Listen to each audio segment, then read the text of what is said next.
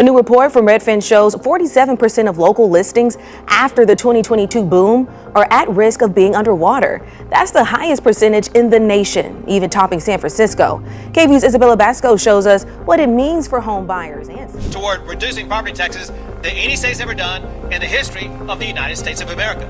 We dedicated $51 billion to reduce your property taxes. Hold your breath, because the housing dream in Dallas-Fort Worth just crashed.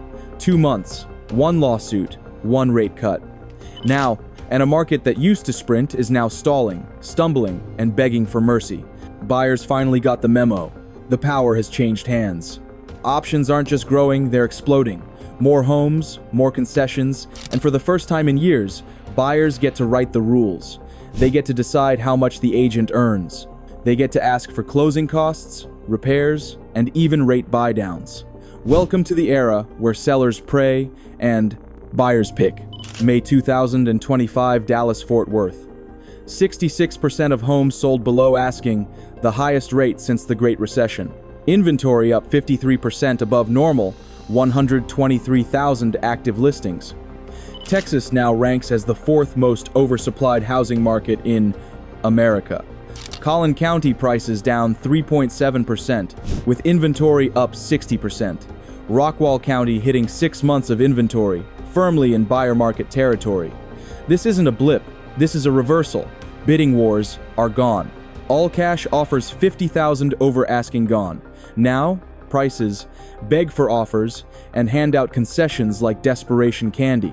3 years ago, Dallas-Fort Worth was the hottest market in America. List your home on a Monday, 10 offers by Wednesday, $140,000 over asking by Friday.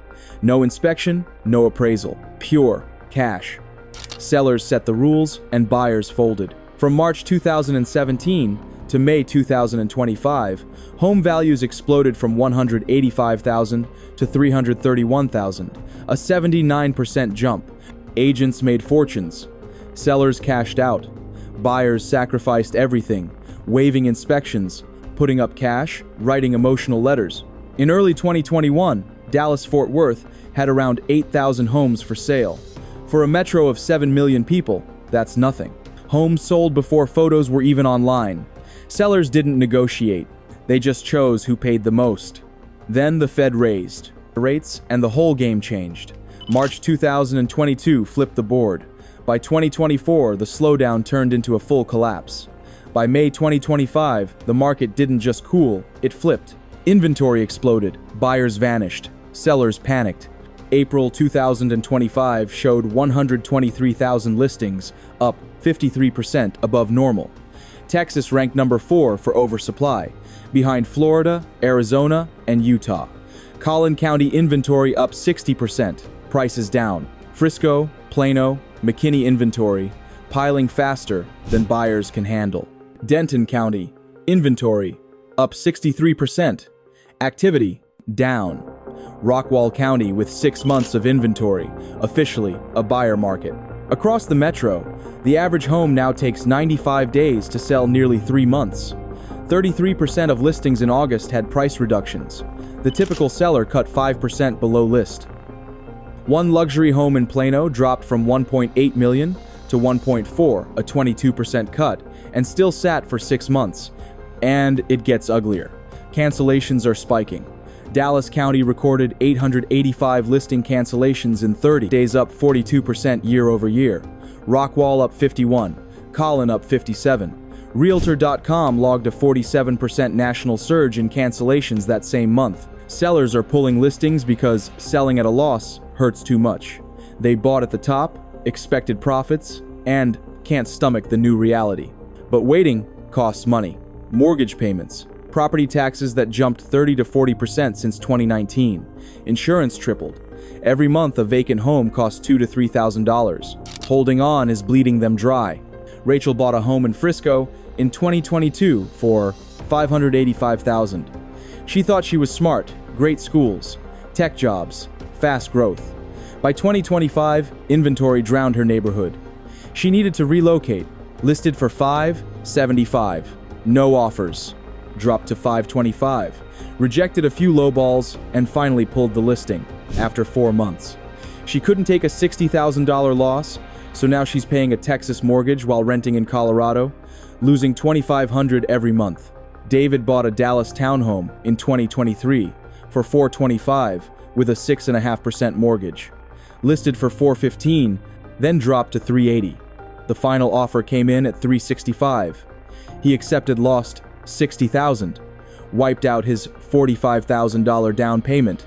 Jennifer, a Plano investor, bought 3 homes between 2020 and 2022, $1.5 million total. Now they're worth $1.25, down $250,000 in equity. She sold one for a $70,000 loss. The other 2 sit vacant, costing her $4,000 a month. She's thinking about walking away completely. UT Arlington's Shriram Villa summed it up. This isn't a market full of desperate sellers. Most are. Stuck between what they owe and what buyers will pay. They're trapped in denial, and that's exactly why inventory keeps climbing. Then Governor Greg Abbott stepped in.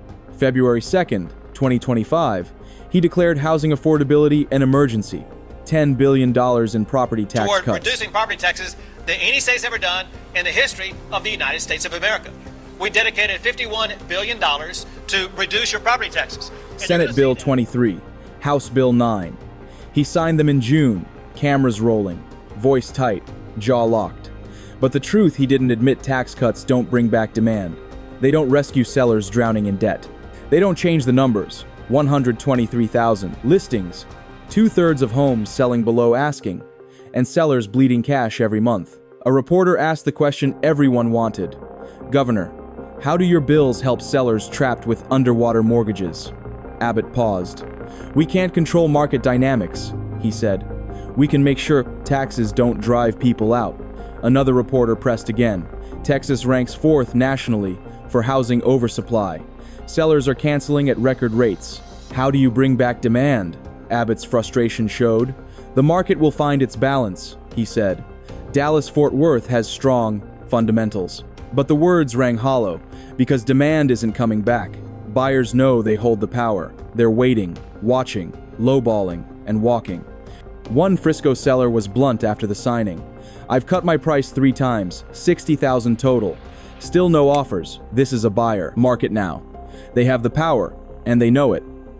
By October 2025, the shift was undeniable. Inventory, 123,000, up 53%. Prices down 3 to 12%, depending on county. 66% of homes selling below list. Days on market up to 95. Sellers offering closing cost credits, rate buydowns, even full repair coverage, things unheard of in 2022. For buyers, it's paradise. For sellers, it's pure hell. Homes sitting for months, price cuts stacking, deals falling through. Every week more listings hit, pushing prices lower and competition higher. Mortgage rates sliding to 6.5% only adds leverage to the buyer's side. Forecasts show this advantage continuing deep into 2026. So how did it all crash? The Fed's rate hikes knocked out affordability. Construction from the boom years flooded the Fed market. Investors vanished. Regular buyers froze. In 2021, there were 8,000 listings. Now, 123,000. Sellers went from rejecting offers to begging for them. Prices went from climbing 15% a year to falling 12%. The Texas boom became a Texas bust. And Abbott's tax cuts? A band-aid on a bullet wound. They help with property bills, but not with oversupply. Buyers aren't rushing back because of lower taxes. They're waiting for deeper discounts. If you're a seller, reality check, the sky-high prices of 2021 are gone. Price right from the start. Expect inspections, appraisals, and negotiation. Offer something real, because buyers are educated now, and they have choices. If you're a buyer, this is the best leverage you've had in years. Negotiate, inspect, demand repairs, ask for seller credits. Walk away if they don't meet your number. The market works for you now, not against you. For policymakers, property tax relief is not a rescue plan. Affordability means wage growth, stable insurance, realistic construction policy, not just slicing tax bills. June 17th, 2025. Robson Ranch, Denton County. Abbott signs the bills. Smiles for cameras, but his eyes tell the truth. The seller's market that made Texas unstoppable is gone. The reporters know it, the agents know it, and every homeowner trying to sell knows it. For people like Rachel, David, and Jennifer, this isn't about data. It's about lost savings gone, plans delayed, credit ruined. Every month they hold, they lose a little more. The market's not crashing overnight, it's bleeding slowly. Watch the signals. Inventory trends, cancellations, days on market, and mortgage rates. If listings keep climbing and rates stay high, the buyer's edge grows, sharper. If rates fall and buyers surge back, balance returns, but it won't happen fast. Dallas-Fort Worth went from America's hottest sellers market to a buyer market in less than 3 years. The boom didn't end with fireworks. It ended with silence, with listings collecting dust and sellers, whispering the same word, wait. But waiting won't save them, because buyers aren't coming back on hope. They're coming back when prices fall enough to make sense again. Until then, the power belongs to them. This is the story of how Dallas-Fort Worth flipped from greed to caution, from frenzy to fear, from boom to bust. Governor Abbott's panic isn't about affordability, it's about acceptance. The Texas housing boom is over. This story's not done. More markets are turning, more sellers are trapped. More panic is spreading, and the next city could be yours. The glitter's still there on the skyline, but the gold rush, that's gone. They thought the worst was over, but the fallout kept coming quieter, meaner, and more permanent. What started as price resets and longer days on market mutated into a cascade of secondary damage that hits neighborhoods, lenders, and local governments. Foreclosures that were avoidable in a healthier market began to trickle, then surge, as homeowners who exhausted savings and credit finally gave up. Banks tightened, underwriting, not because they wanted to, but because losses mounted and regulators watched. Lenders stopped playing fast and loose. Appraisals grew conservative. Investors who once chased flips retreated to safer bets. The pipeline that had fed the boom, cheap money, easy leverage, speculative, optimism clogged, and everything downstream slowed. The rental market, once the safety valve for sellers and investors, couldn't absorb the shock. Thousands who pulled listings to avoid losses doubled up, tried to rent their homes, or left properties vacant, hoping for a better day. That created two problems. First, a glut of long-term rental supply in some submarkets drove rents down where investors relied on cash flow. Second, tenants who moved into these newly converted rentals faced inconsistent upkeep and neglected maintenance, raising complaints and straining local code enforcement.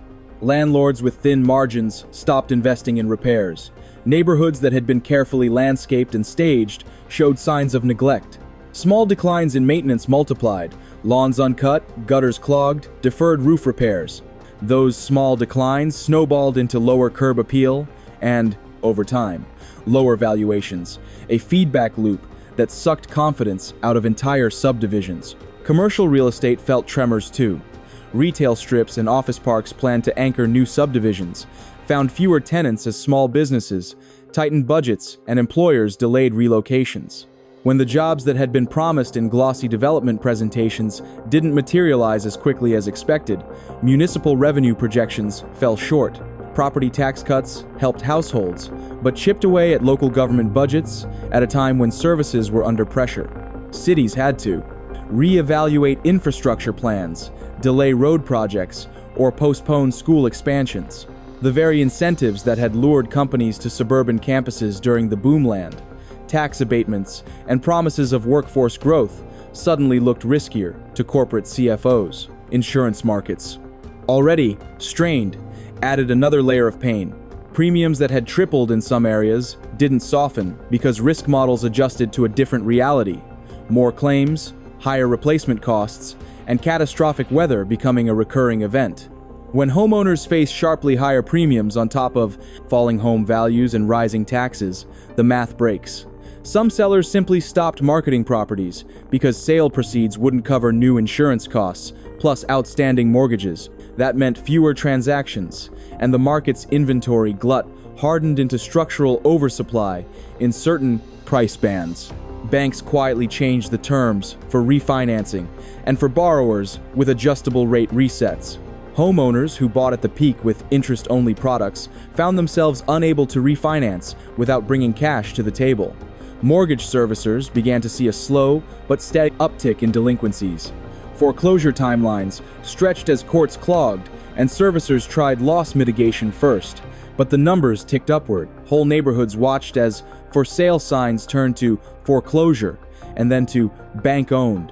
Neighborhoods with higher concentrations of investor-owned properties took the biggest hits because those owners were more likely to walk when cash flow failed. Employment shocks weren't immediate, but they arrived in subtle ways. Construction jobs that had been tied to speculative subdivisions were the first to go. Subcontractors, small suppliers felt it acutely. Payrolls were cut, and local spending slipped. Restaurants and retail that depended on newly arrived residents saw fewer customers.